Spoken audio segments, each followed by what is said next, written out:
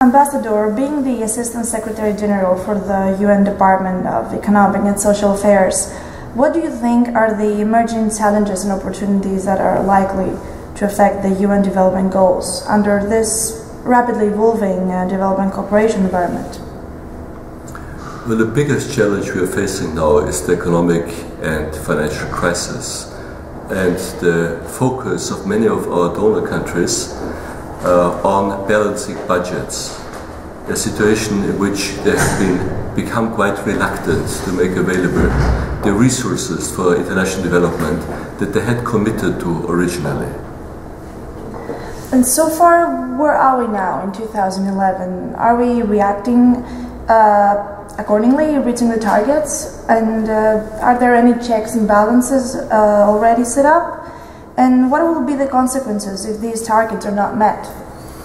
Well, you know, the Millennium Development Goals, which bring the internationally agreed development goals to the point, in fact to 8 points, to 8 very concrete points which can be measured with very clear targets, timelines and indicators, have a time frame until 2015. So the MDGs are supposed to be implemented by 2015. The picture we have right now is very uneven. We are making significant progress on some of the goals, whereas we are lagging behind on some other goals. Plus, the picture is also even more uneven from region to region.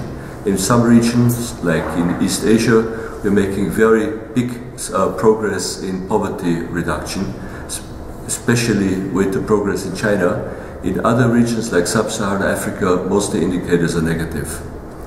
In South Asia, we are advancing very slowly on food security and nutrition, on child mortality, on maternal health. This is a region where still a large percentage of all the children are born with less than 2,000 grams, thus coming into a world stumped with reduced opportunities. What we have found out is that targeted interventions really work. And when we have the 3 components, political will, sound strategies and sufficient funding, we can make the progress that has been foreseen. Monitoring is a difficult issue. Now, accountability is one of the big problems we are facing in the multilateral field. At the last year's MDG summit, this gap between commitment and compliance with commitments was identified as one of the biggest obstacles. Our member states have committed to making available 0.7% of the GNI. In the meantime, there are only 5 countries on target, all the others are lagging back, which is a huge negative outcome and impact on where we are going, because our partner countries are developing national development plans foreseeing capital flows to support and finance their plans. If these capital flows are not arriving, it has a very distorting negative impact. That's our big issue.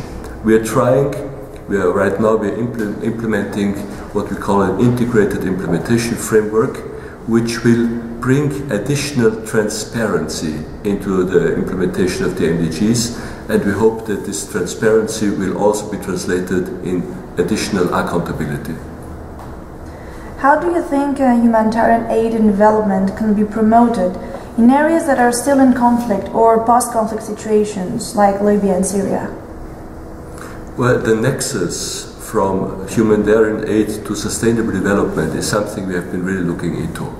We have a group of advisors in New York working exactly on that, to see that we mainstream sustainable development targets very early into the recovery processes.